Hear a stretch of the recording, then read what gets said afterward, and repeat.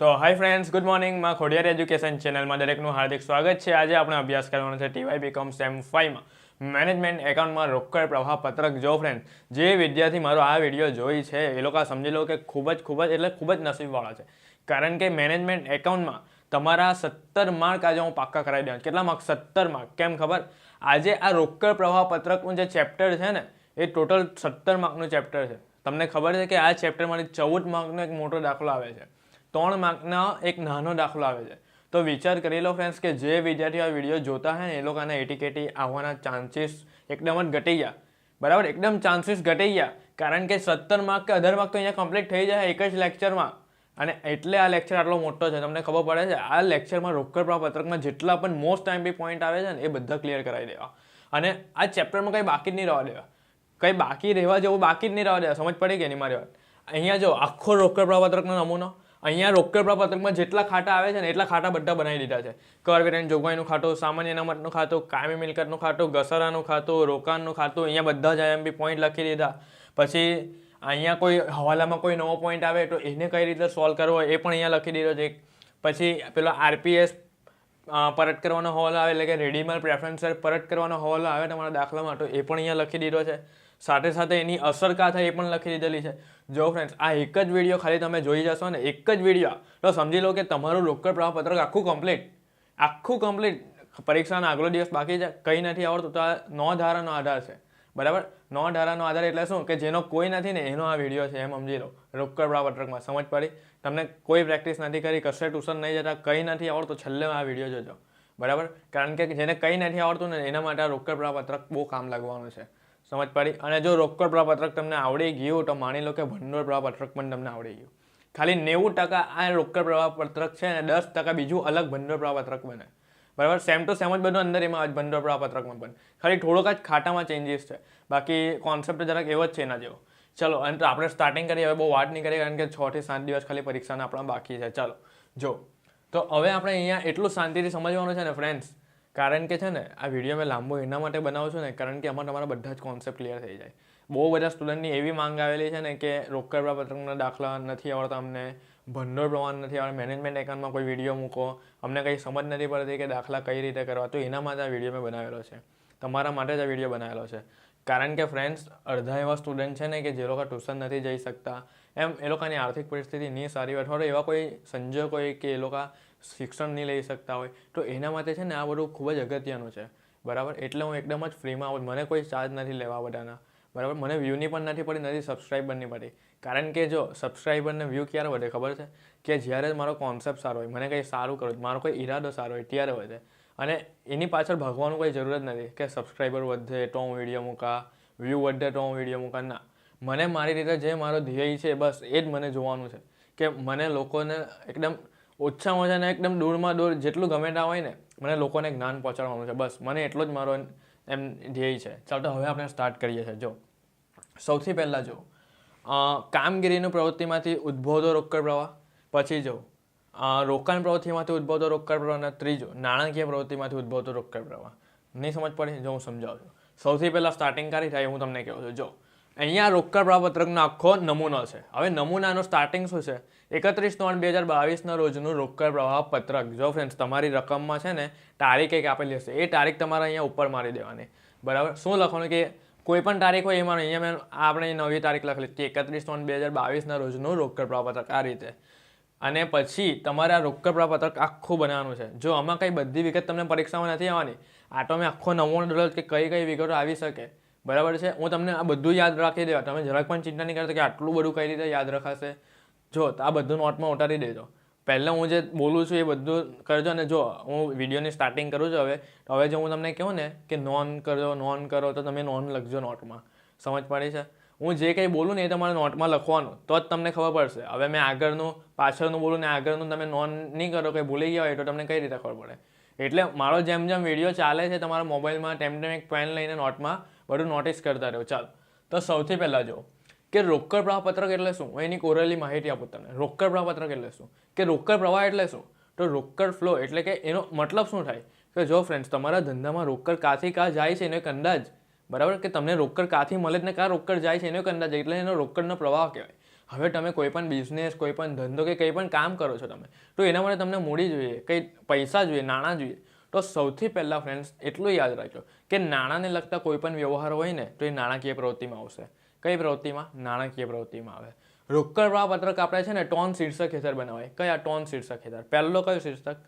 કામગીરીની પ્રવૃત્તિમાંથી ઉદ્ભવતો રોકડ પ્રવાહ.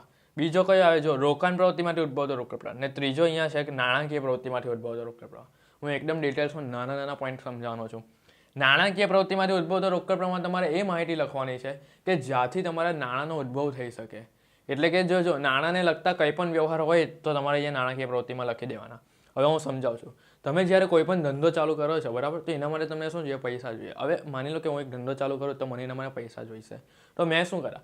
મેં ઇક્વિટી શેર બહાર પાડ્યા, પ્રેફરન્સ શેર મૂડી બહાર પાડ્યા, ડિવેન્ચર બહાર પાડતા, બેંક પાસેથી લોન લેવા, બરાબર. જો હવે મારી એક વાત યાદ રાખજો, જો અહીંયા લખેલું છે રોકડ આવે તો પ્લસ ને રોકડ જાય તો માઇનસ. બસ આ એક વાત મારી યાદ રાખજો. આખા રોકડ પ્રવાહ પત્રકમાં ખાલી એક જ વાત મારી યાદ રાખવાની. કઈ?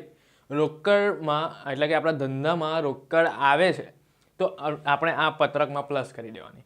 રોકડ આપણા ધંધામાંથી જાય છે તો આપણે માઇનસ કરી દેવાની. બસ આટલું જ યાદ રાખો. બીજું કંઈ યાદ નહીં રાખતા. હું કેવી એટલું યાદ રાખો કે રોકડ આવી તો પ્લસ, રોકડ જાય તો માઇનસ. બસ આનાથી બધો કોન્સેપ્ટ તમારો ક્લિયર એમ સમજી લો. જો હવે સૌથી પહેલાં જો હું અહીંયાથી ચાલુ કરું છું. આપણે સ્ટાર્ટિંગ કરી થાય. જો એક કામગીરી પ્રવૃત્તિમાંથી ઉદ્ભવતો રોકડ પ્રવાહ, બી રોકાણ પ્રવૃત્તિમાંથી ઉદ્ભવતો રોકડ, અને સી નાણાકીય પ્રવૃત્તિમાંથી ઉદ્ભવતો રોકડ. બરાબર. ત્રણ શીર્ષકની હેઠળ બધી માહિતી આપણે લખવાની હોય.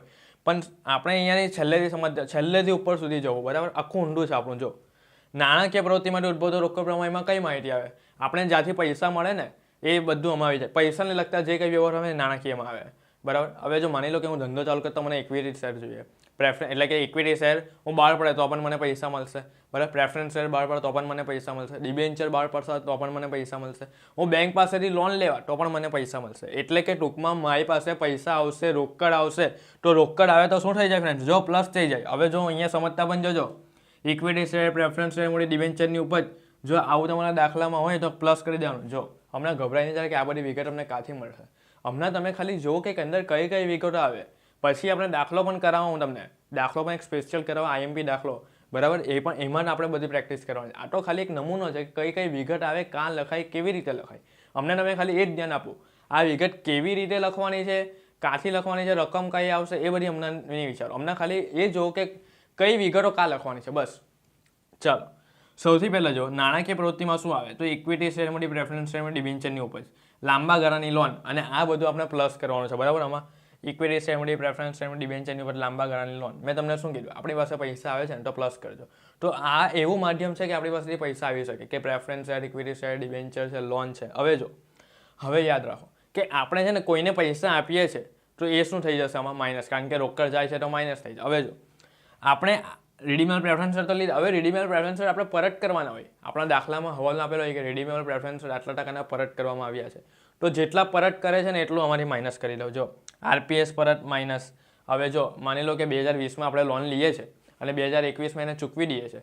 તો આપણે પૈસા ચૂકવ્યા એટલે પૈસા ગયા, રોકડ ગઈ, તો આપણે શું કરવાનું? માઇનસ. શું માઇનસ? લોન પરત માઇનસ. જો અહીંયા લખેલું છે લોન પરત માઇનસ.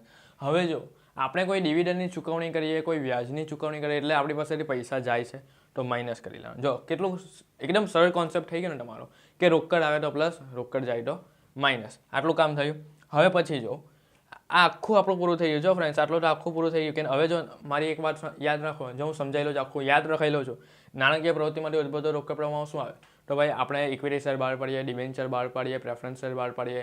આનાથી કોઈ પણ ઉપજ આવે તો એ પ્લસ કરી દેવાની. પ્લસ પછી આપણે લોન લઈએ છીએ તો એ પ્લસ કરી દે. હવે રીડીમેબલ પ્રેફરન્સ આપણે પરત કરીએ છીએ તો આરપીએસ પરત એ આપણે માઇનસ કરી દેવાની હોય.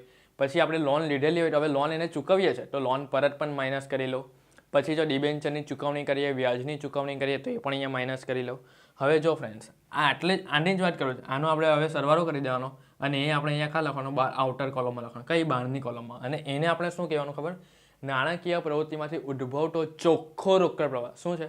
જો અહીંયા તમે હેડિંગ આપો ને છેલ્લા નંબર પર તો ત્યારે તમને શું આપવાનું? કે નાણાકીય પ્રવૃત્તિમાંથી ઉદ્ભવતો રોકડ પ્રવાહ. પણ નીચે જ્યારે તમને જવાબ મળે આ બધાનો સરવાળો બાદબાકી કરીને તો ત્યારે તમને એમ લખવાનું કે નાણાકીય પ્રવૃત્તિમાંથી ઉદ્ભવતો ચોખ્ખો રોકડ પ્રવાહ. કારણ કે આપણે એને પ્લસ માઇનસ કરીને એક સુધારેલો છે એટલે આપણે ચોખ્ખો રોકડ પ્રવાહ લખીએ. હવે જો એની નીચેનો હમણાં હું નથી જતો, એની ઉપરનો જોઈએ. હું તમને પહેલાં શીર્ષકમાં શું લખવાનું એને બેઝિક ઓરલી એક જ્ઞાન આપું છું. જો હવે બીમાં શું આવે છે કે રોકાણ પ્રવૃત્તિ માટે ઉદ્ભવતું રોકાણ. હવે જો હું કઈ રીતે યાદ રાખો એ તમે ખાલી જો. તમારી પાસે પૈસા તો આવી ગયા નાણાકીય પ્રવૃત્તિમાં અહીંયા, બરાબર. હવે તમે અહીંયા શું કરશો, કશે આપણે મિલકતમાં એને કશે રોકાણ કરશો, બરાબર. તો હવે રોકાણ કરો છો, હવે રોકાણને લગતા કોઈ પણ વ્યવહાર હોય, મિલકતને લગતા કોઈ પણ વ્યવહાર હોય, તો એ આપણે અહીંયા બીજામાં આવી જાય, બીજા શીર્ષકમાં. કયા? રોકાણ પ્રવૃત્તિ માટે ઉદ્ભવતો રોકડ પ્રવાહ. હવે જો હું એક સિમ્પલ યાદ રાખો છો. જો તમારી પાસે મિલકત છે, કોઈ પણ મિલકત છે. હવે મિલકત તમે વેચી કાઢો, આ મિલકત છે, આને તમે વેચી કાઢી, તો મેં આ બોલપેન વેચું, આ પેન વેચું છું, તો મારી પાસે એની સામે પૈસા આવશે. પૈસા આવે, મિલકત વેચવાથી પૈસા આવે, તો તમે શું કરી દો, આ રોકાણ પ્રવૃત્તિમાં પ્લસ કરી દો. રોકડ આવે તો પ્લસ. હવે આ તમારી પેન છે, હું આને ખરીદી છું, જો હું આને ખરીદી તો મારી પાસેથી પૈસા જશે, તો આમાં માઇનસ કરી દો. સમજ પડી? ટૂંકમાં એટલું જ, રોકડ આવે તો પ્લસ, રોકડ જાય તો માઇનસ.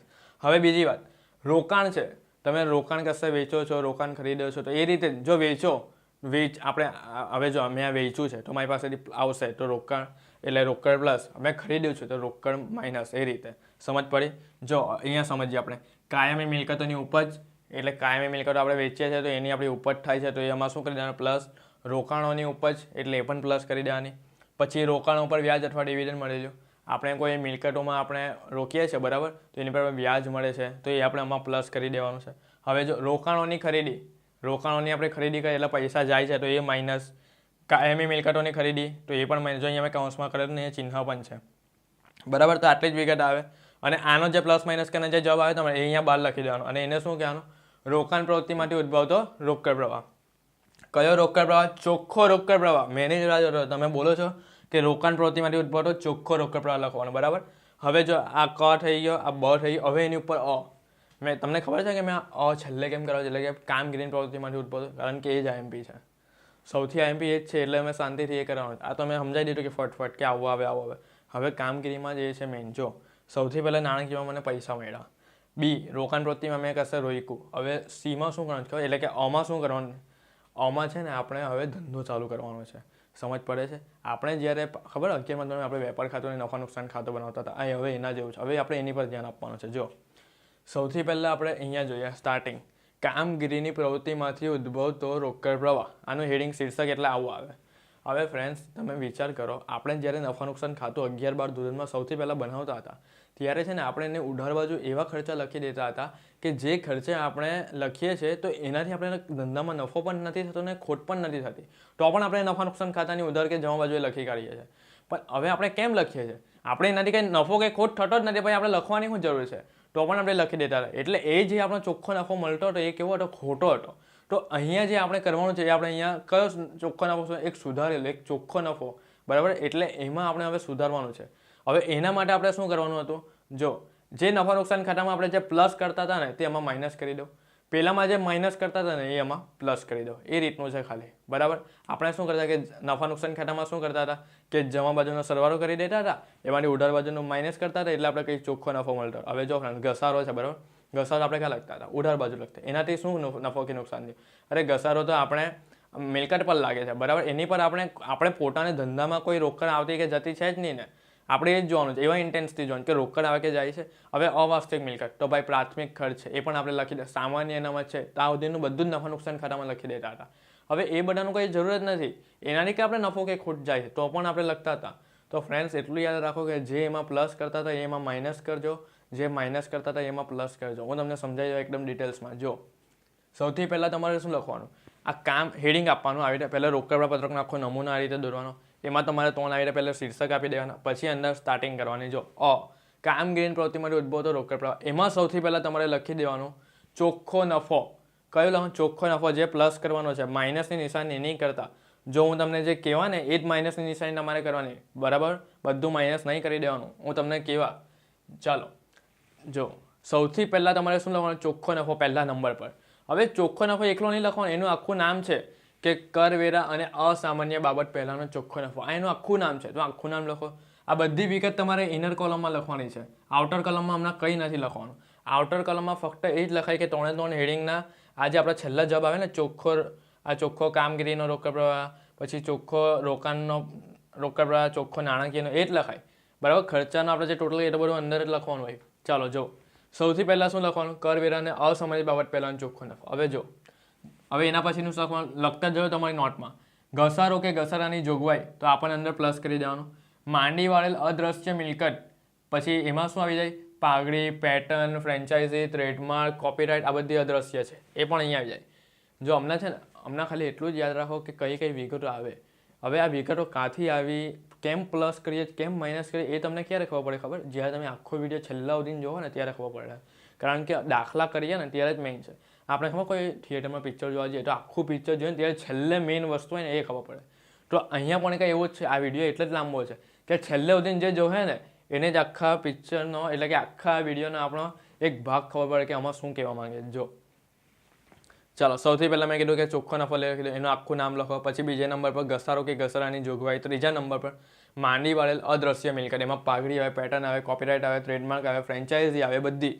પછી માંડી વાળેલ અવાસ્તવિક મિલકત હોય, તમારા દાખલામાં અવાસ્તવિક મિલકત પણ આપેલી હોય, એટલે કે પ્રાથમિક ખર્ચ, ડિબેન્ચર બતાવો, જાહેરાત ઝુંબેશ ખર્ચ, વિકાસ સંશોધન ખર્ચ, જાહેરાત ઉપલબ્ધ ખાતું, આ બધી મિલકત. પછી જો 5મા નંબર પર પ્રોવિડન્ટ ફંડ છે, પેન્શન ફંડ છે, કામદાર નફાવક બંદર ખાતે લઈ ગયેલ રકમ, આ બધી રકમ તમને પાકા સર્વેમાં જ આપેલી હોય.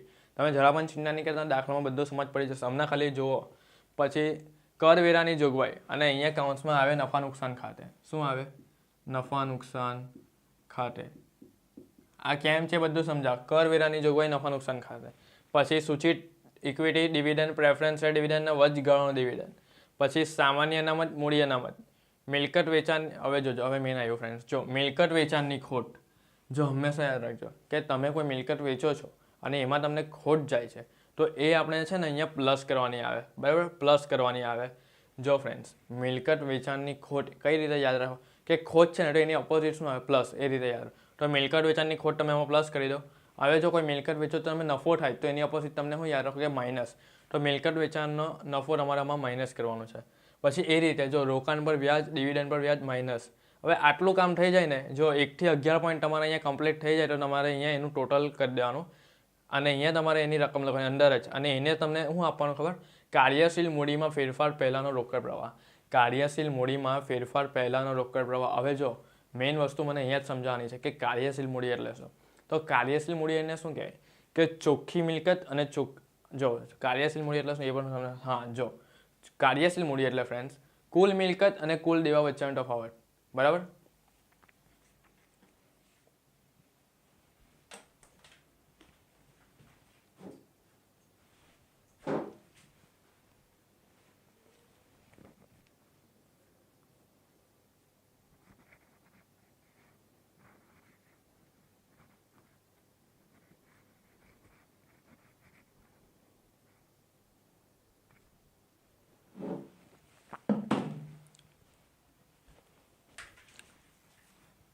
ચાલો, હવે જો હવે શું આવ્યું ફ્રેન્ડ્સ?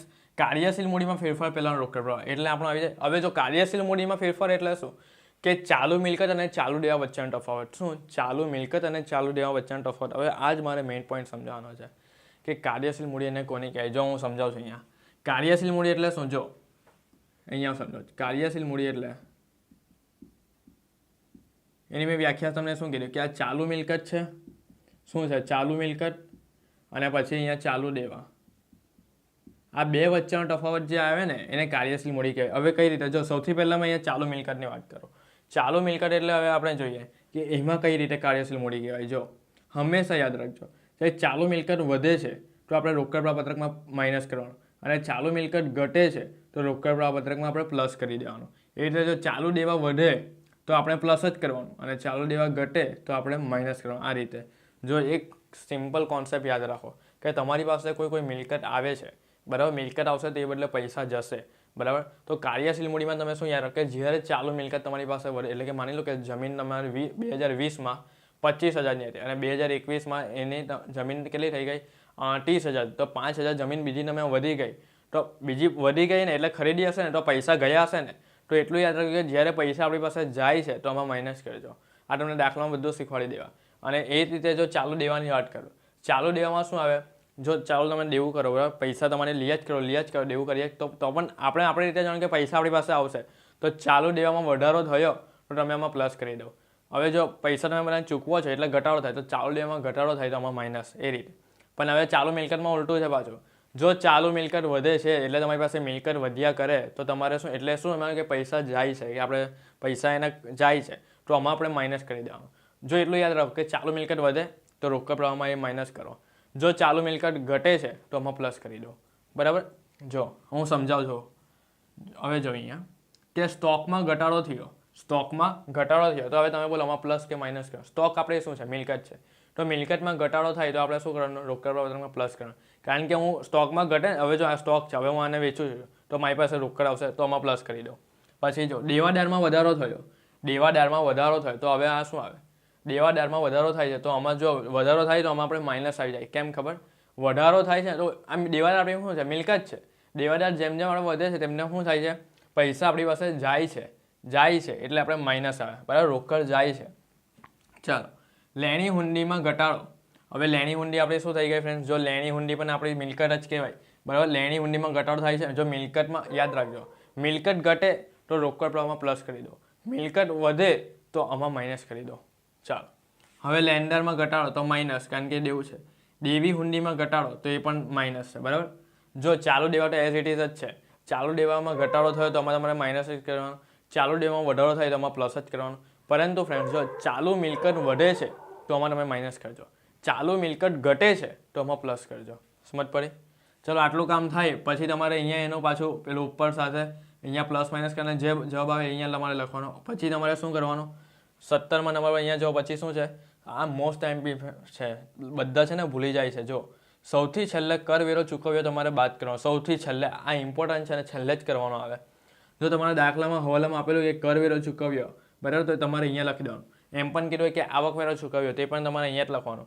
માઇનસ કરવેરો ચૂકવ્યો કાઉન્સમાં શું લખવાનું? બેંક ખાતે. અને એ આપણે અહીંયા માઇનસ કરવાના છે. પછી તમને એમ કીધું કે ચૂકવેલ પ્રોવિડન્ટ ફંડ, ચૂકવેલ પ્રેફરન્સ પેન્શન ફંડ, ચૂકવેલ કામગીરી નફાવક ભંડોળ, તો એ પણ આપણે અહીંયા માઇનસ કરવાનું. જો ફ્રેન્ડ્સ, બે વિગત યાદ રાખો. એક કરવેરો ચૂકવ્યો આવે, પછી ચૂકવેલ પ્રોવિડન્ટ ફંડ, ચૂકવેલ પેન્શન ફંડ, ચૂકવેલ કામદાર નફાવક ભંડોળ, તો એ સૌથી છેલ્લા કામગીરીમાં માઇનસ કરવાનું. યાદ રાખજો, કામગીરીના શીર્ષકમાં સૌથી છેલ્લા બે વિગત માઇનસ કરવાની નહીં ભૂલતા હોય તો તમારા દાખલામાં. બરાબર. ચલો, આટલું કરીએ. આ બધું આપણે કરીએ ને અહીંયા જે જવાબ આવે એ અહીંયા લખવાનો. અને આને કહેવાય આપણે કામગીરી પ્રવૃત્તિમાંથી ઉદ્ભવતો ચોખ્ખો રોકડ પ્રવાહ. બરાબર. તો આ જ આખું આપણું કામગીરીનું. પછી અહીંયા આપણે રોકાણનું જોયું ને ત્રીજું નાણાકીયનું જોયું. હવે જો આ 3 શીર્ષકને આપણે અહીંયા હેડિંગ ટોટલ 12 લખેલા છે. આ કામગીરીનું છે, આ રોકાણનું છે અને નાણાકીયનું છે. હવે 3 આપણે સરવાળો કરીએ. બરાબર. હવે જો આ 3 સરવાળો કરતાં જો આપણી રકમ પ્લસમાં આવે છે, બરાબર, એટલે કે ધનમાં આવે તો એને શું કહેવાય? રોકડ અને રોકડ સમાનમાં વધારો. જો અહીંયા લખેલું છે આ રહ્યો, રોકડ અને રોકડ સમાનમાં વધારો. અને જો ફ્રેન્ડ્સ 3 સરવાળો બાદબાકી કરતાં જો આપણી રકમ માઇનસમાં આવી તો એને શું કહેવાય? રોકડ અને રોકડ સમાનમાં ઘટાડો. એટલે જો આપણે દાખલા કરતાં રકમમાં માઇનસ આવે તો અહીંયા આપણે શું લખી દેવાનું? રોકડ અને રોકડ સમાનમાં ઘટાડો. હવે આટલું થાય પછી આપણે એમાં પ્લસ શું કરી દેવાનું? છેલ્લે શરૂની રોકડ શિલ્લક. તમારા પાકા સરળિયામાં આપેલી હશે શરૂની રોકડ શિલ્લક ઓબ્લિક બેંક શિલ્લક. બરાબર. એ આપણે કરવાનું. એટલે રોકડ શિલ્લક પણ હોય અથવા તો બેંક શિલ્લક પણ, એ બંને પ્લસ કરીને અહીંયા લખી દેવાની. અને પછી અહીંયા આપણે પ્લસ માઇનસ કરતાં જો કોઈ જવાબ અહીંયા આવ્યો આપણો અને એ જવાબ આપણો પાકા સરળ એટલે કે રકમમાં આખરની રોકડ શિલ્લક બેંક શિલ્લક સાથે મળતો જલતો હોય ને તો સમજી લેવાનું કે આપણો દાખલો સાચો. બરાબર. એટલે આપણે પરીક્ષામાં જ ખબર પડી જાય કે આપણો દાખલો ખોટો છે કે સાચો છે. અહીંયા અને છેલ્લો જવાબ જે મળે ને એ આપણી આખરની રોકડ શિલ્લક અથવા બેંક શિલ્લક સાથે મળતો હોવો જોઈએ. ભાઈ એટલે સેમ ટુ સેમ જ હોવો જોઈએ તો આપણો દાખલો સાચો કહે. તો અહીંયા આપણે છેલ્લો જવાબ અહીંયા આવે વર્ષના અંતે આખરની રોકડ શિલ્લક ઓબ્લિક બેંક શિલ્લક. બરાબર. તો આ આખો આપણો રોકડ પ્રવાહ પત્રકનો નમૂનો મેં તમને સમજાવી લીધો છે. હવે આપણે સ્ટાર્ટ કરીએ ફ્રેન્ડ્સ. જો એના પછીના જે ખાતાઓ બનાવવાના હોય હવે એની વાત કરીએ. હવે એક આ તમે આખો રોકડ પ્રવાહ પત્રકનો નમૂનો જોઈ સમજી લીધો ને. હવે જો તમે આ બધું સમજશો ને એટલે આને હવે યાદ રાખવાની જરૂર નહીં પડે કે કઈ વિગત આવે. હવે હું અહીંયા તમને એવું સમજાવવાના ને કે આ તમને ઓટોમેટિક યાદ રહી જાય. એટલે મેં તમને કીધું કે આખો વિડીયો મારો જોજો. ચાલો, તો હવે આપણે જોઈએ. જો સૌથી પહેલાં તમારું આટલું બધું થઈ જાય ને હવે એના પછીનું જો અહીંયા મેં તમને કયું ખાતું લખેલું? કરવેરા ઓબ્લિક આવકવેરા જોગવાઈનું ખાતું. કરવેરાની જોગવાઈનું ખાતું બનાવેલું છે ફ્રેન્ડ્સ. જો તમારા દાખલામાં જ્યારે મારો શબ્દ સાંભળજો, તમારા દાખલામાં જ્યારે હવાલામાં એમ કીધેલું હોય કે આવકવેરો કે કરવેરા આટલો ચૂકવ્યો છે, બરાબર, અથવા તો કરવેરાની જોગવાઈ આવો કોઈ શબ્દ વાપરવો હોય ને તો ત્યારે તમારે કરવેરાનું ખાતું બનાવી દેવાનું. અને એમાં યાદ રાખજો સૌથી પહેલાં મારે એક વાત યાદ રાખો કે જો મિલકતની હું પહેલાં એક વાત કરું છું. અહીંયા જો 10મો નંબર જો મિલકતની કઈ બાકી આવે? મિલકતની 2 બાકી આવે. એક શરૂની બાકી ને આખરની બાકી. શરૂની બાકી આપણે ઉધાર બાજુ લખીએ છીએ અને આખરની બાકી જમા બાજુ લખીએ છીએ. ઉધાર બાજુ એટલે ખબર આપણે મિલકતનું ખાતું બનાવીએ તેમાં આપણે ઉધાર બાજુ શું લખીએ, બાકી આગળ લાવ્યા એને શરૂની બાકી કહીએ, અને જમા બાજુ શું કહેવાય, આખરની બાકી આગળ લઈ ગયા. મિલકતની વાત કરીએ અને દેવાની બે વાક્ય, એક શરૂની ને આખરની. હવે દેવાની શરૂની બાકી ક્યાં લખાય ખબર, આપણે જમા બાજુ લખાય. દેવાનું આપણે કોઈ બી ખાતું બનાવીએ બરાબર, માની કે લેન્ડરનું ખાતું તો બીઓડીનું ખાતું, એટલે કોઈ બી ખાતું બનાવીએ તો એની શરૂની બાકી આપણે ક્યાં લખીએ, એ ખાતાની જમા બાજુ લખવાની, અને આખરની બાકી એ ખાતાની ઉધાર બાજુ લખવાની. હવે આ કરવેરાની જોગવાઈ આપણું શું છે ફ્રેન્ડ્સ, કરવેરાની જોગવાઈ આપણું દેવું છે બરાબર, આપણે સરકારને કરવેરા ચૂકવવાના હોય તો દેવું છે ને, તો દેવાની શરૂની બાકી ક્યાં લખાય, જમા બાજુ. તો જો અહીંયા મેં લખેલું છે બાકી આગળ લાવ્યા બરાબર, અને જો અહીંયા આખરની બાકી ક્યાં લખાય, ઉધાર બાજુ. તો અહીંયા મેં લખેલું છે બાકી આગળ લઈ ગયા. જો આવી રીતે કોણ સમજાવે, વિચાર કરો, આટલું ડીપલી કોણ છે. આ તો 11મા ધોરણનો આ તો બેઝિક પોઈન્ટ સમજાવું છું મેં તમને બરાબર. તો કરવેરાની જોગવાઈમાં શરૂની બાકી પહેલાં અહીંયા લખવાની, બાકી આગળ લાવ્યા, બાકી આગળ લઈ ગયા. પછી મેં તમને કીધું કે જો તમારા દાખલામાં એમ કીધું હોય, હવાલામાં એમ કીધેલું હોય કે કરવેરા ચૂકવ્યા છે, આવકવેરા ચૂકવ્યા, આવો કોઈ શબ્દ વાપરો તો તમારે એ સૌથી પહેલાં અહીંયા લખી દેવાનું ઉધાર બાજુ. કરવેરાની જોગવાઈમાં ઉધાર બાજુ શું લખવાનું, અહીંયા ઉપર કે બેંક ખાતે કરવેરા ચૂકવ્યા. જો કરવેરાની જોગવાઈમાં છે ને ફ્રેન્ડ્સ ટોટલ ખાલી 4 જ વિગત આવે, 4 વિગત સિવાય બીજું કંઈ આવે નહીં. પહેલું તમને મેં કીધું બાકી આગળ લાવ્યા, અહીંયા કીધું બાકી આગળ લઈ ગયા, પછી અહીંયા કીધું બેંક ખાતે કરવેરા ચૂકવ્યા, અને આનો તમે ઉધાર બાજુ ટોટલ કરો અને જમા બાજુ જે ડિફરન્સ આવે અહીંયા તમને આપવાનું. કરવેરાની જોગવાઈ કાઉન્સમાં નફા નુકસાન ખાતે તમારે આને લઈ જવાની. હવે હું જે પોઈન્ટ સમજાવું છું ને એ ધ્યાનથી સમજી લેજો, ધ્યાનથી એટલે ધ્યાનથી. જો સૌથી પહેલાં જો અહીંયા ઉધાર છે ને અહીંયા જમા છે, તો એક વાત યાદ રાખો, હું તમને યાદ રાખવાની ટ્રીક બતાવું છું. એક જો મેં અહીંયા હમણાં પ્લસ કરું છું, આ જમા એટલે પ્લસ ને ઉધાર એટલે માઇનસ, આવું પરીક્ષામાં નહીં કરવાનું, તો એક ટ્રીક બતાવશું. હવે મારી વાત સાંભળો, આ બધામાં જ તમને કામ લાગે, બધા જ ખાતામાં આ ચેપ્ટર બધું જ કામ લાગે. જો જમા બાજુ પ્લસ ને ઉધાર બાજુ માઇનસ બરાબર.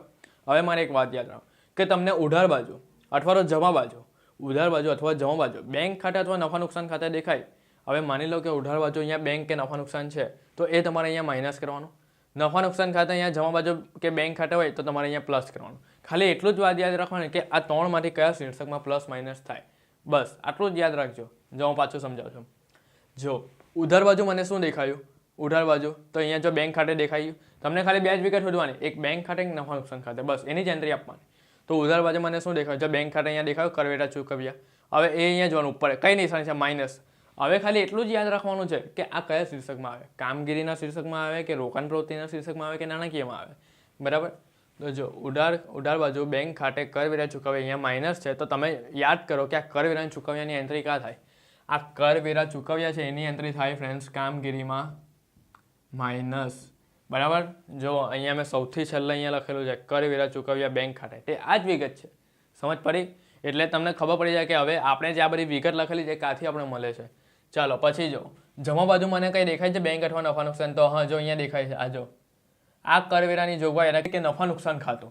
હવે જો નફા નુકસાન ખાતું છે બરાબર, અહીંયા જમા બાજુ શું છે પ્લસ, એટલે આ બાજુની વિગત કરશે ને કરશે પ્લસ થાય. તો જો અહીંયા મેં તમને કીધું કે કરવેરાની જોગવાઈ નફા નુકસાન ખાતું, જો અહીંયા પ્લસ છે ને, સમજ પડી. જો આ રીતે કેટલું સરળ છે ફ્રેન્ડ્સ, યાદ રાખવાનું. જો આ શોર્ટકટ ટ્રીક તમને બતાવી કે જમા બાજુ એટલે પ્લસ, ઉધાર બાજુ એટલે માઇનસ, ખાલી એટલું જ યાદ રાખવાનું કયા શીર્ષકમાં થાય બરાબર. તમને 2 જ વસ્તુ હતો, એક બેંક ખાતે એક નફા નુકસાન ખાતે, બસ. હવે આ કરવેરાની જોગવાઈનું ખાતું થઈ ગયું.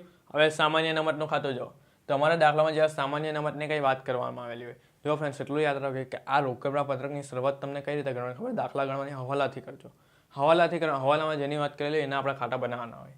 ચલો સામાન્ય અનામતમાં જો અહીંયા ઉધાર અહીંયા જમા, તો સૌથી પહેલાં આપણે શું લખવાનું, એક જ સ્ટેપ, કોઈ પણ ખાતું બને એક જ સ્ટેપ પહેલે કરવાનું કે એની પહેલાં શરૂની ને આખરની બાકી લખી દો.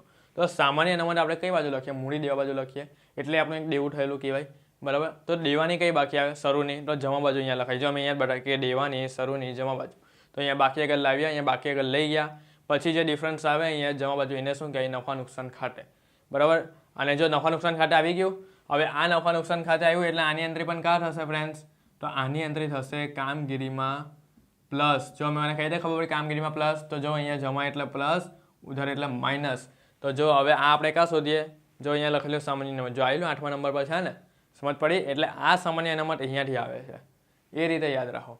ચાલો હવે ફ્રેન્ડ્સ જો રોકડ પ્રવાહનું સમજાવી લીધું, કરવેરાની જોગવાઈનું ખાતું સમજાયું, સામાન્ય અનામતનું એક ખાતું સમજાયું.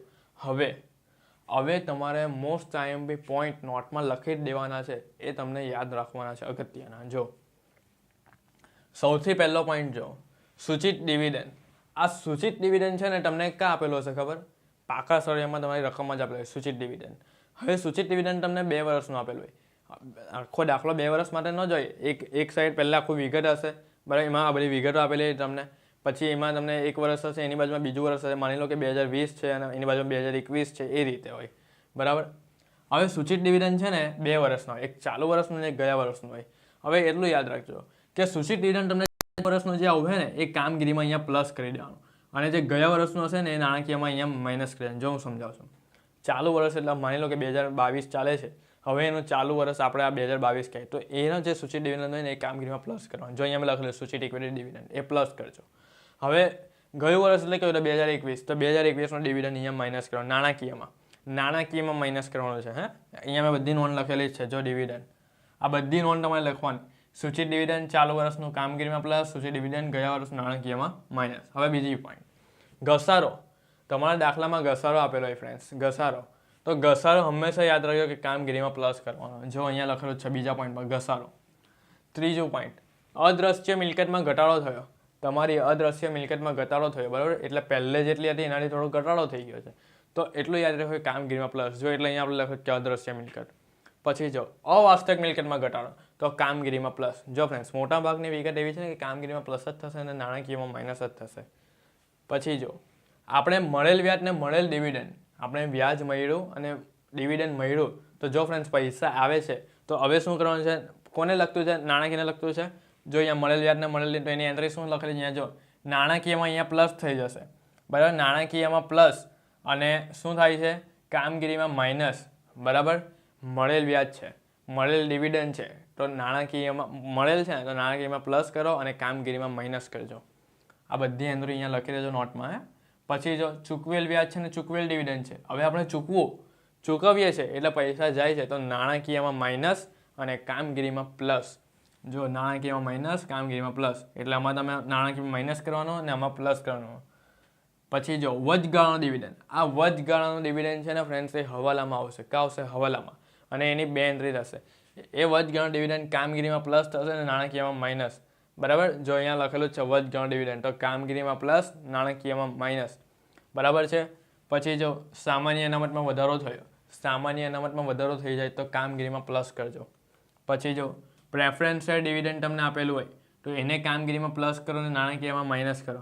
આ બધા એવા પોઈન્ટ છે ને કે એ તમને હવાલામાં અડધા આપેલા હોય, અડધા તમને દાખલામાં આપેલા હોય, એટલે મેં તમને કહું છું કે આ બધા પહેલા પોઈન્ટ તમે નોટમાં લખી જાઓ. પછી જો હવે મેં તમને આ તો સમજાવી દીધું કે મિલકતની બાકી અને દેવાની બાકી.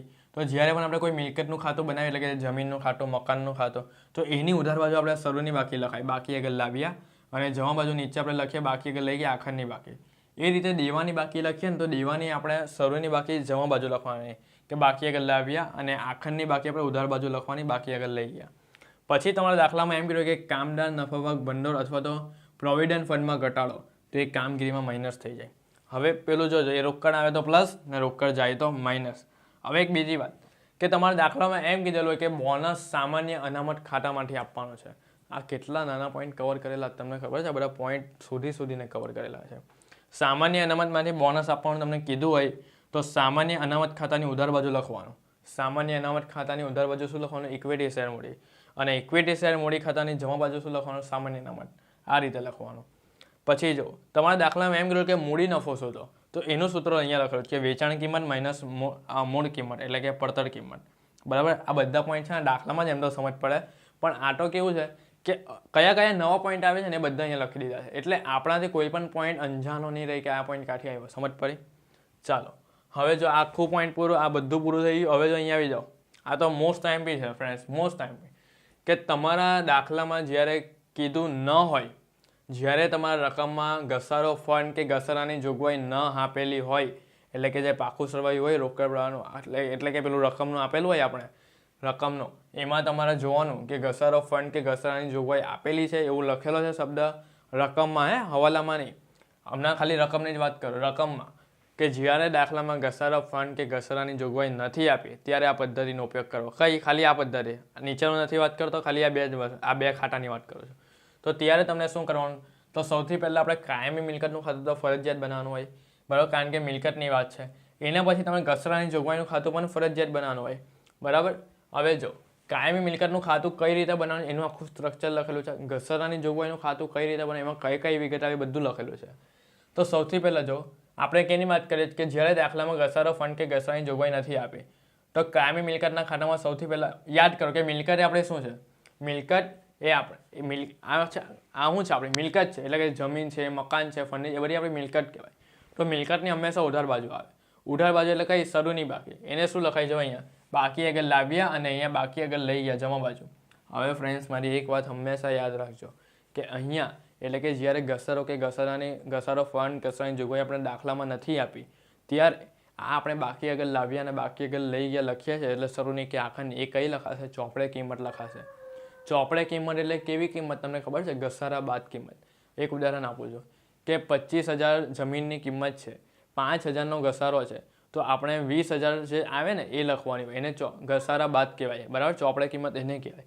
તો અહીંયા આપણે એ લખવાની હોય ચોપડે કિંમત. હંમેશા યાદ રાખજો ચોપડે કિંમત લખવાની હોય બરાબર છે. ચાલો ચોપડે કિંમત બાકી આગળ લાવ્યા બાકી આગળ લઈએ એ પણ ચોપડે કિંમત. હવે બીજી વાત રહે તમે કોઈ પણ મિલકત ખરીદો છો તો તમારી પાસે મિલકત આવશે ને પૈસા જશે બરાબર. તો મિલકત આવે તો મિલકત ખાતાની ઉધાર બાજુ શું લખવાનું જો બેંક ખાતે ખરીદી.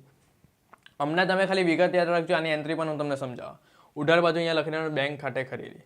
પછી કોઈ તમારી પાસે મિલકત છે એને તમે વેચો છો તો મિલકત જાય છે તો એ મિલકત ખાતાની કઈ બાજુ જમા બાજુ પણ શું આ બેંક ખાતે વેચાણ એવું લખવાનું. હવે એટલું યાદ રાખો કે તમે વેચો છો અને વેચતા જો તમને નફો થાય છે તો નફો હંમેશા મિલકત ખાતાની ઉધાર બાજુ લખજો બરાબર. મિલકત ખાતાની ઉધાર બાજુ નફો અને કૌંસમાં એમ લખો કે નફા નુકસાન ખાતા.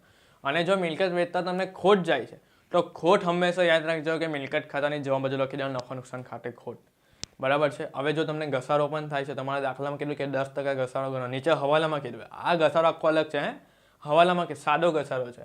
હવાલામાં એમ કીધું કે ઘસારો ગણો તો અહીંયા તમારે જમા બાજુ લખવાનો ઘસારો બરાબર. ઘસારો હંમેશા મિલકત ખાતાની જમા બાજુ આવે. અને પછી એક વાત યાદ રાખો અહીંયા બીજો એક નવો પોઈન્ટ મેં લખેલો છે તમારા દાખલામાં એટલે કે હવાલામાં એવું કીધેલું હોય કે મિલકતની નવી પુનઃ મૂલ્યાંકન કરીને એક કિંમત નક્કી થઈ.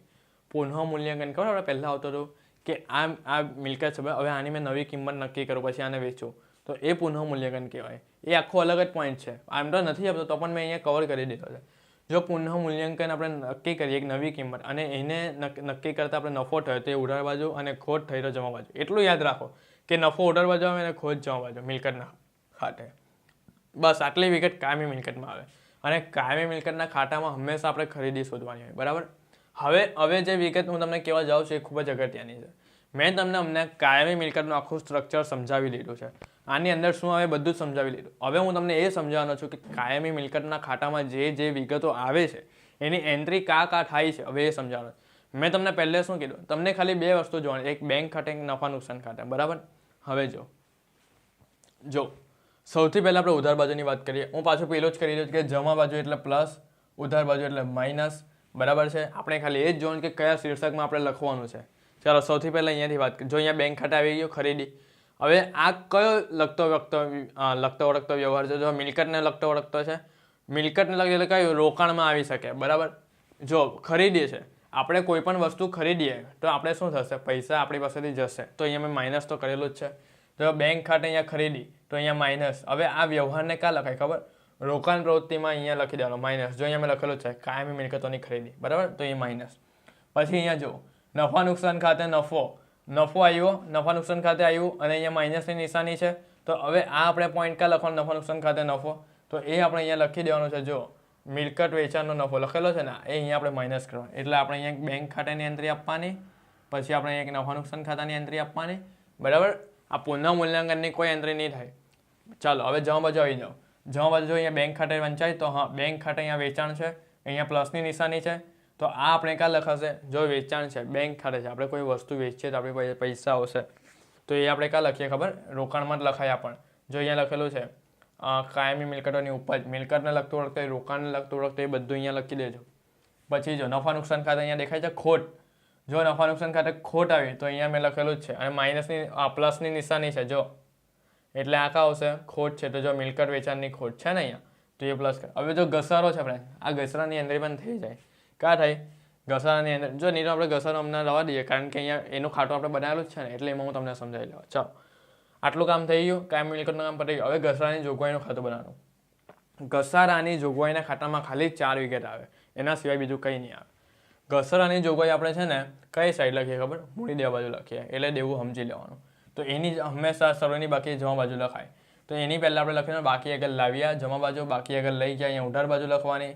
પછી ફ્રેન્ડ્સ તમને છે ને જો અહીંયા તમે ઘસારો લખેલો હોય બરાબર, તમારા દાખલામાં કીધું કે ઘસારો ગણો, તો મેં તમને પહેલાં જ કીધું કે કાયમી મિલકતની જમા બાજુ ઘસારો આવે. તો અહીંયા ઘસારો તમે લખો. હવે એની બીજી અસર અહીંયા આપવાની ઘસારાની ઉધાર બાજુ. જો મિલકતના ખાતાની જમા બાજુ તમે ઘસારો તો લખો જ છો, તો ઘસારાના ખાતાની ઉધાર બાજુ શું આવે? કાયમી મિલકતનો ઘસારો, એ અહીંયા લખી દેવાના. ઉધાર બાજુનો સરવાળો કરવાનો અને જમા બાજુમાંથી બાદ કરવાનો. જે કંઈ ડિફરન્સ આવે એને તમારે કાં લઈ જવાનું? નફા નુકસાન ખાતે, અને એને કહેવાય ચાલુ વર્ષનો ઘસારો. અને ફ્રેન્ડ્સ જુઓ, આની એન્ટ્રી તમારે કાં કરવાની છે? કામગીરીમાં પ્લસ. કામગીરીમાં પ્લસ નફા નુકસાન દેખાયો ને? કામગીરીમાં પ્લસ. જો એટલે અહીંયા બીજો પોઈન્ટ છે ને ઘસારો કે ઘસારાની જોગવાઈ, તે આ જ છે. સમજ પડી? એટલે આ બધી વિગતો ક્યાંથી આવે મેઇન તમને એ જ સમજાવજો કે ક્યાંથી આવી. ચાલો હવે આ પોઈન્ટ આપણે શું સમજા ખબર? કે જ્યારે દાખલામાં ઘસારો ફંડ કે ઘસારાની જોગવાઈ નથી આપી બરાબર.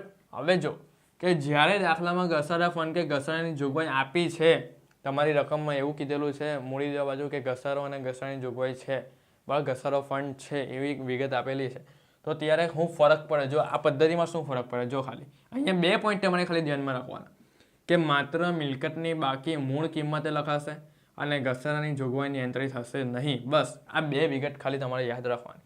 હવે હું આને સમજાવું છું. પહેલો પોઈન્ટ સમજા કે માત્ર મિલકતની બાકી મૂળ કિંમત લખાશે, એટલે કે જો આ મેં બાકી આગળ લાવી અહીંયા લખ્યું ને અહીંયા બાકી આગળ લઈ ગયા, અહીંયા કઈ ચોપડે કિંમત લખી. ચોપડે કિંમત એટલે શું પહેલાં એ સમજાવું છું. ચોપડે કિંમત એટલે કે એમાંથી ઘસારો બાદ કરેલો હોવો જોઈએ બરાબર. હવે મેં સમજાયેલું કે 20,000 રૂપિયા આપણી 25,000 આપણી જમીનની કિંમત છે, 5,000 રૂપિયા ઘસારો છે, તો બાકી કેટલા રહ્યા? 20,000. તો 20,000 છે ને એ આપણે અહીંયા લખવાના હોય. ક્યારે? ચોપડા કિંમતમાં. ક્યારે? જ્યારે ઘસારા ફંડની જોગવાઈ ન હોય ત્યારે. હવે યાદ રાખજો કે ઘસારો ફંડ આપ્યો હોય ત્યારે એની મૂળ કિંમત લખવાની છે. હવે હું મૂળ કિંમત એટલે હું સમજાવું. 25,000 રૂપિયા જમીનની કિંમત છે, 5,000 ઘસારો ને એમાંથી આપણે બાદ કરીએ તો 20,000. તો મૂળ કિંમત એટલે કઈ? કે જેમાં ઘસારો બાદ નહીં હોવો જોઈએ, એટલે કે મૂળ 25,000ની જે મિલકત છે, તો એટલે અહીંયા આપણે મૂળ કિંમત લખવાની અને ઘસારાની જોગવાઈની એન્ટ્રી થશે નહીં. એટલે એનો મતલબ એમ કે અહીંયા આપણે જે નફા નુકસાન ખાતે ચાલુ વર્ષનો ઘસારો આપણે અહીંયા લઈ જઈએ છીએ ને કામગીરીમાં, એ આપણે નથી લખવાનું બરાબર, એની એન્ટ્રી નથી કરવાની. ક્યારે? કે જ્યારે દાખલામાં ઘસારો ફંડ કે ઘસારાની જોગવાઈ આપી દીધી પછી એની એન્ટ્રી નથી કરવાની બરાબર. તો આ આખો મેઇન પોઈન્ટ થઈ ગયો. હવે અહીંયા નવો પોઈન્ટ ચાલુ થઈ છે, એમાં હું તમને શીખવાનું કે રોકાણોનું ખાતું. તમારા હવાલામાં જ્યારે કોઈ રોકાણની વાત કરે કે રોકાણ વેચતા આટલો નફો કે રોકાણની વેચાણ આટલી ખરીદી આટલી, તો ત્યાં તમારે રોકાણનું ખાતું બનાવી દેવાનું. રોકાણ એ આપણી મિલકત કહે તો મિલકતની આપણે ઉધાર બાજુ, મેં અહીંયા તમને સમજાવી લીધું કે સરોની બાકી ઉધાર બાજુ, તો અહીંયા લખી દો બાકી આગળ લાવ્યા અને અહીંયા બાકી આગળ લઈ ગયા. હવે તમને મિલકત રોકાણ તમે વેચો છો તો વેચાણ જમા બાજુ આવે બેંક ખાતે બરાબર, કારણ કે આપણી પાસે રોકાણ જાય છે તો જમા બાજુ, અને જો ખરીદી કરીએ રોકાણ તો બેંક ખાતે લખવાનું ખરીદી. હવે રોકાણ વેચીએ છીએ તો નફો થાય તો નફો અહીંયા ઉધાર બાજુ આવે નફા નુકસાન ખાતે, અને ખોટ થાય તો નફા નુકસાન ખાતે લખવાનું ખોટ. હવે આની પણ એન્ટ્રી આવે. જો ઉધાર અહીંયા જમા બાજુ હું પ્લસ કરી દઉં છું, ઉધાર બાજુ અહીંયા માઇનસ કરી દઉં છું. હવે તમારે ખાલી 2 શબ્દ જોવાના, એક બેંક ને એક નફા નુકસાન ખાતું. તો ઉધાર બાજુ બેંક કા દેખાય? જો અહીંયા બેંક ખરીદી છે ને અને કઈ નિશાની માઇનસ, તો આ પણ તમને કા આવી જાય? રોકાણમાં આવી જાય. જો રોકાણની ખરીદી થઈ ગઈ માઇનસ. પાછી જો નફા નુકસાન ખાતે નફો, તો નફો કા આવે? કામગીરીમાં માઇનસ કરવાનો બરાબર, રોકાણ વેચતા નફો. પછી જમા બાજુ આવો બેંક ખાતે અહીંયા વેચાણ આપેલું છે તો અહીંયા પ્લસની નિશાની છે. આપણે વેચીએ છીએ તો રોકાણો વેચીએ છીએ તો પ્લસ બરાબર, જો અહીંયા લખેલું છે રોકાણોની ઉપજ. પછી જો નફા નુકસાન ખાતે ખોટ ને અહીંયા પ્લસ, પણ આ કા આવે? તો જો અહીંયા રોકાણ વેચતા નફો આવે ને એ લખી દેવાનું પ્લસ. હા બરાબર. જો અહીંયા ખોટ છે હે ફ્રેન્ડ્સ, નફો તો આપણે અહીંયા ઉધાર છે, અહીંયા ખોટ છે, ખોટ આવે તો અહીંયા શું કરી દેવાનું? પ્લસ કરી દેવાની. ચાલો હવે જો હવે તમારા હવાલામાં એક નવો પોઈન્ટ છે. આ બધું પતી ગયું. હવે એક નવો પોઈન્ટ છે, સુધારેલા સ્ટોકની કિંમત શોધવા માટે. સુધારેલા સ્ટોકની કિંમત શોધવા માટે આ ખાસ જોજો ફ્રેન્ડ્સ. તમારા દાખલામાં એમ કીધેલું હોય કે સ્ટોક જે છે ને એ પહેલે જેવો ગણાયો તો એવો નહીં હતી બરાબર. એનો મિનિંગ એમ કે પહેલે જે સ્ટોક કરેલો હતો ને ગણેલો હતો ને એ ખોટો છે એવી કોઈ માહિતી આપેલી હોય, અને આપણે સુધારેલો સ્ટોક શોધવાનો હોય ત્યારે આપણે આ હવાલો કરવાનો હોય બરાબર.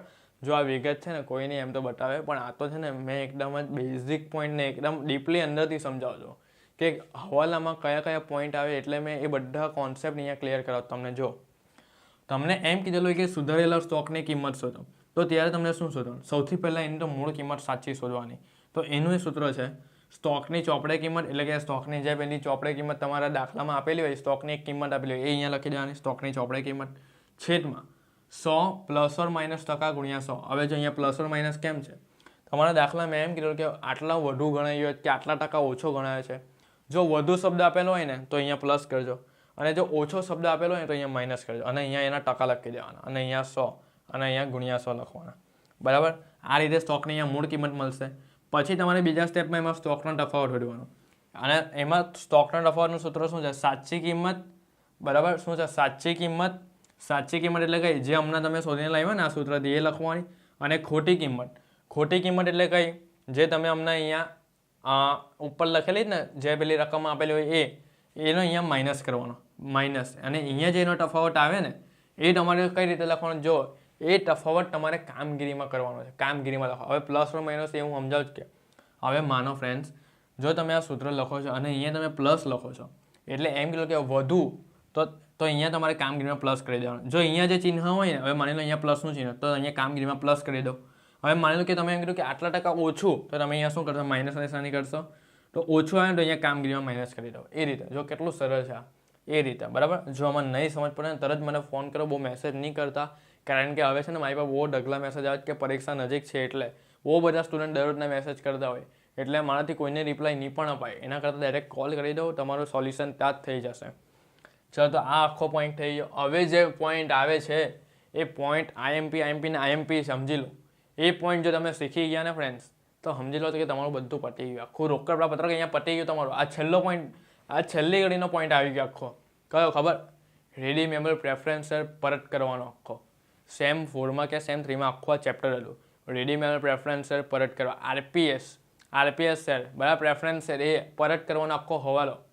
આપણે સેમ 3માં કે સેમ 4માં ચેપ્ટર હતું ને ત્યારે આખું એક ચેપ્ટર હતું, પણ સેમ 5માં આ આખું ચેપ્ટર એક નાનો હવાલો બનીને આવી જાય છે. જો હું સમજાવું છું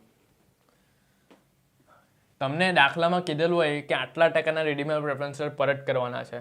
બરાબર. પરત કરવાનો એટલે આવો શબ્દ આવ્યો ને, પરત કરવું. આપણે પ્રેફરન્સ બહાર પાડતા હોય તો આપણે અહીંયા પ્લસ કરીએ, નાણાકીય પ્રવૃત્તિમાં આપણે અહીંયા પ્લસ કરીએ. હવે જો પરત કરેલો આવે ને તો નાણાકીય પ્રવૃત્તિમાં અહીંયા માઇનસ કરીએ. જો અહીંયા લખેલું છે આરપીએસ પરત. બરાબર. તો આ એ જ હવાલો છે. આરપીએસ પરતનો હવાલો આવે એટલે સમજી લો કે નાણાકીય પ્રવૃત્તિમાં એ રકમ આપણે માઇનસ કરવાની હોય. હવે એ રકમ કઈ રીતે શોધવી, એની એન્ટ્રી કઈ કઈ જગ્યાએ થશે, બધી માહિતી ડિટેલ્સમાં છે અહીંયા. જો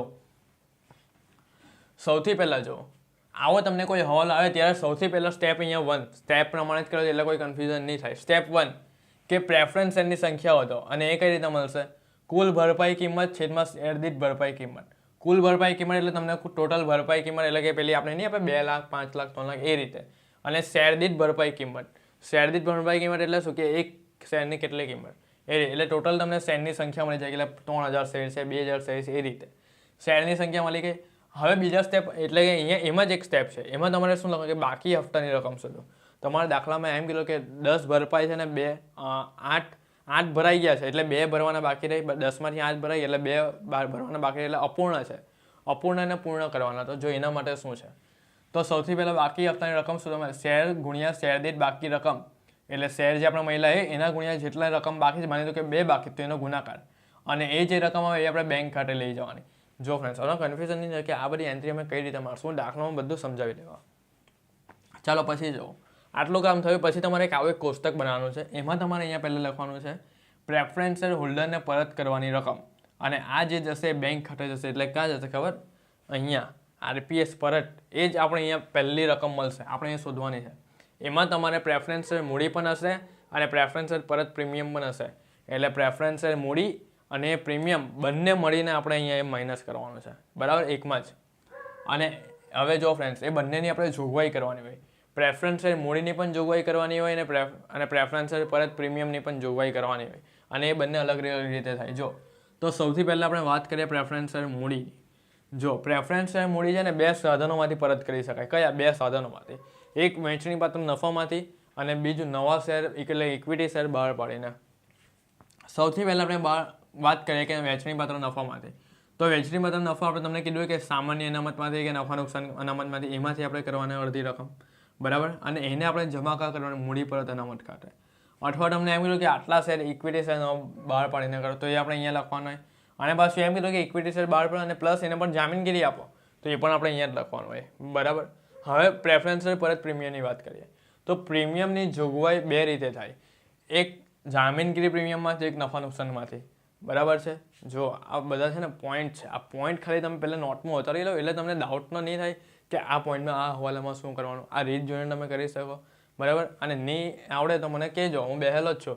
જો ફ્રેન્ડ્સ, અડધી રાતે પણ તમને કોઈ એવો સ્ટુડન્ટ હોય, એવો છોકરો કે છોકરી હોય કે અડધી રાતે કરવા બેહેલો હોય દાખલો, બરાબર, અને કોઈ પોઈન્ટ નહીં સમજ પડે, એને એમ કન્ફ્યુઝ થઈ જાય કે હવે હું શું કરું, ત્યારે ડાયરેક્ટ મેસેજ કર્યા વગર તરત કોલ કરી દેજો. હું તમને જવાબ તો આપવાનો જ છું.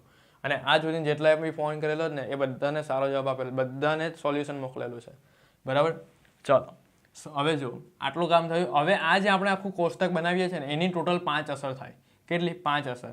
સૌથી પહેલી અસર જો અહીંયા બાકી હપ્તાની અસર થાય. એટલે કે આ બાકી હપ્તો જે આપણે અહીંયા જો બાકી હપ્તો હોય ને તો એની આપણે બેંક ખાતે કલા, તો બાકી હપ્તો જે આપણે મળે ને એ નાણાકીયમાં પ્લસ કરી દો.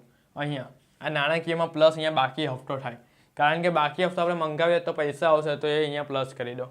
પછી જો પ્રેફરન્સર પરત, એટલે આ જે આખું અહીંયા મળે ને પ્રેફરન્સર મૂડી પ્લસ પ્રેફરન્સર પરત આખી રકમ મળે ને એ આપણે છે ને પરત કહેવાય. શું કહેવાય? પ્રેફરન્સર પરત, કારણ કે હવાલો જે છે પરત કરવાનો, તો એ તમે અહીંયા નાણાકીયમાં માઇનસ કરી દો. આરપીએસ પરત.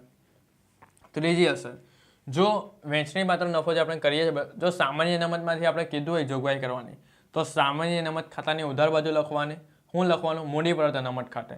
અને મૂડી પરત અનામત ખાતાની જમા બાજુ શું લખવાનું? સામાન્ય અનામત ખાતે. પછી જો નફા નુકસાન ખાતામાં એની જોગવાઈ કરેલી હોય તો નફા નુકસાન ખાતાની ઉધાર બાજુ લખવાનું સામાન્ય અનામત, મૂડી અનામત, અને મૂડી પરત અનામત ખાતાને લખવાનું નફા નુકસાન ખાતે. એ રીતે જો હમણાં ખાલી કઈ જોતા નહીં, હમણાં ખાલી આ બધું લખી દો ફ્રેન્ડ્સ. દાખલામાં તમને બધું સમજ પડશે. આ કેમ આટલું બધું લખેલું જ ખબર? કારણ કે તમારા બધા પોઈન્ટ ક્લિયર થઈ જાય. પછી જો 5મી એન્ટ્રી, જો ઇક્વિટી શેર મૂડી, એટલે કે આ બાજુની વાત કરે છે, જો ઇક્વિટી શેર મૂડી ખાતામાં જમા બાજુ તફાવત આવે, ઇક્વિટી શેર મૂડીનું ખાતું તમે બનાવો ને જો એમાં જમા બાજુ તફાવત આવ્યો તો તમારે શું લખવાનું? નવા શેર બહાર પાડેલા ગણાય, બરાબર, બેંક ખાતે. એટલે જે આપણે અહીંયા લખીએ ને ઇક્વિટી શેર મૂડી, એ જ છે.